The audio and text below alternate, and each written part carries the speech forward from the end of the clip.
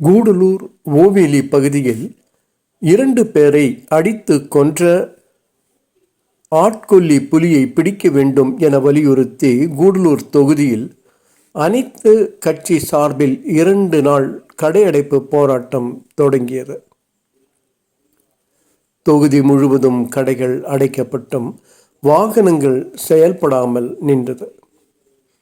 இது குறித்து அரசு துரித நடவடிக்கை எடுக்காவிடில் போராட்டம் வலுவடையும் என கூடலூர் எம்எல்ஏ திராவிடமணி கூறினார்.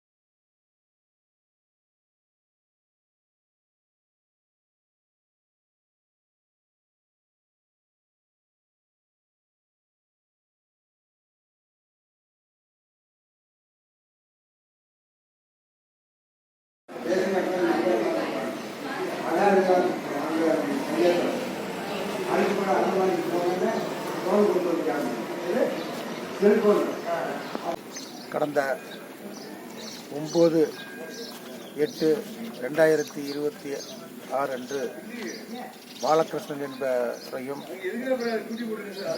21/8/2026 ரவிச்சந்திரன் என்கிற 2 நபர்களை ஆட்கொல்லி புலி தாக்கியும் அவர்கள் உடலை உண்ணும் இருந்தது. இதன் மீது உடனடியாக நான் 9/8 அன்று நடந்த இதிலே சட்டமன்றத்தில் இதை கோரிக்கை வைத்து இந்த புலி ஆட்கொல்லி புலி மேன் ஈட்டிங் டைகர், இதை சுட்டுதான் பிடிக்க வேண்டும் என்று கோரிக்கை வைத்தேன்.